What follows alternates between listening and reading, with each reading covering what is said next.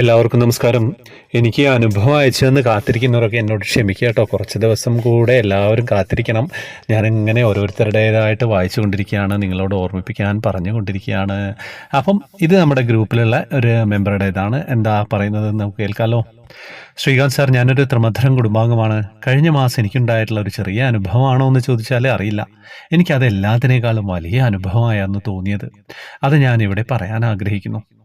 April മാസത്തിൽ എനിക്ക് അപ്രതീക്ഷിതമായിട്ട് 3 ദിവസം ഭജനയ്ക്ക് പോകാൻ സാധിച്ചു. അതുവരെ ഞാൻ പോകുന്നില്ല എന്ന് കരുതിയിരുന്നതായിരുന്നു കേട്ടോ. പക്ഷെ കണ്ണൻ എന്നെ അവിടെ എത്തിച്ചു. ഞാനും മോനും അച്ഛനും അമ്മയും ഒക്കെ ഉണ്ടായിരുന്നു. അച്ഛൻ വീൽ ചെയറിലാണേ. അതുകൊണ്ട് അച്ഛനെ ദേവസ്വം ചേട്ടന്മാർ പെട്ടെന്ന് കയറ്റിട്ടോ. 2 ദിവസവും അച്ഛൻ്റെ ഒപ്പം അമ്മയ്ക്കും കയറാൻ പറ്റി. എന്നെയും മോനെയും അവിടുത്തെ ഒരു ചേട്ടനാണ് തൊഴാൻ കയറ്റിയത്, അദ്ദേഹത്തിൻ്റെ കൂപ്പണിൽ. പക്ഷേ 3-ാം ദിവസം നമ്മുടെ ഭജന അവസാനിക്കുന്ന ദിവസം അദ്ദേഹം പറഞ്ഞു, മോളെ ഇന്ന് എനിക്ക് കയറ്റാൻ പറ്റില്ല കേട്ടോ, എനിക്കിന്ന് കൂപ്പൺ കിട്ടില്ല എന്ന്. എനിക്ക് ഭയങ്കര വിഷമമായി. 2 ദിവസം തൊഴുതു. 3-ാമത്തെ ദിവസം, അതും ഭജനയുടെ അവസാന ദിവസം, ഒരുപാട് സങ്കടമായിട്ടോ.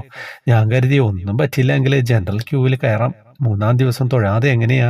അച്ഛനും അമ്മയും മോനും റൂമിൽ നിന്ന് എത്തിയിട്ടില്ല. ഞാൻ സത്യം പറഞ്ഞാൽ മനസ്സറിഞ്ഞ് വിളിച്ചുപോയി, എൻ്റെ ഗുരുവായൂരപ്പാ ഞാൻ എന്ത് ചെയ്യും? അത്രയും പറഞ്ഞ് ഞാൻ അവിടുത്തെ തൂണിൻ്റെ ചുവട്ടിൽ വന്നിരുന്നു. ആ സമയത്ത് ഒരു ഫാമിലി എന്നോട് ചോദിച്ചു, പോരുന്നോ ഞങ്ങളുടെ കൂടെ ഉള്ളിലേക്ക്? അവരുടെ കയ്യിൽ 5 കൂപ്പൺ ഉണ്ടായിരുന്നു. അവരുടെ അമ്മ വന്നില്ല. ആ കൂപ്പൺ എനിക്ക് കയറാൻ വേണ്ടി ഗുരുവായൂരപ്പൻ മാറ്റിവെച്ചു. ഞാൻ കയറിയിട്ടോ, സുഖമായിട്ട് തൊഴുതിറങ്ങിയപ്പോൾ ഞാൻ കണ്ണനോട് പറഞ്ഞു, കണ്ണാ, പറയുന്നത് അഹങ്കാരമാണെങ്കിൽ ക്ഷമിക്കണം. എൻ്റെ മോനെ എങ്ങനെയാ കയറ്റാൻ പറ്റുന്നത്? അച്ഛനും അമ്മയ്ക്കും കയറാൻ പറ്റും, അവനെ കൂടി കയറ്റാമോ എന്ന്. അപ്പോഴേക്കും അവർ 3 ആളും റൂമിൽ നിന്ന് വന്നിരുന്നു. ഞങ്ങൾ 4 പേരും കൂടി ഭണ്ഡാരത്തിൻ്റെ അവിടേക്ക് പോയി. അവിടെ ചെന്ന് ഞാൻ അവരോട് ചോദിച്ചു, മോനെ കൂടി കയറ്റാമോ എന്ന്. അവർ പറഞ്ഞു, പറ്റില്ല, വയ്യാത്ത ആളോടൊപ്പം ഒരാൾ, അതാണ് നിയമമെന്ന്. എനിക്ക് ഭയങ്കര വിഷമമായിട്ടോ. അവൻ പറഞ്ഞു, ഞാൻ ഇവിടെ നിന്ന് തൊഴുതോളാമെന്ന്. അത് കഴിഞ്ഞ് അദ്ദേഹം വേറെ ആരോടോ പോയി ചോദിച്ചിട്ട് വന്നു.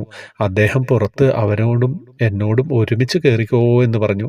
അന്നേരം ഞാൻ അനുഭവിച്ച സന്തോഷമുണ്ടല്ലോ, പറഞ്ഞറിയിക്കാൻ പറ്റില്ല സാർ. ഹരേ കൃഷ്ണ. എന്താ കഥ? നല്ല സുഖമുണ്ടായിരുന്നില്ലേ?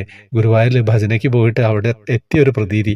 അങ്ങനെയാണ് ചില അനുഭവങ്ങൾ നമ്മളിലേക്ക് എത്തിക്കഴിഞ്ഞാൽ നമുക്ക് സന്തോഷമാവും, കേൾക്കുന്നവർക്കും സന്തോഷമാവും. പോവാൻ പറ്റാതെ കാത്തിരിക്കുന്ന ഒരുപാട് ആളുകളില്ലേ?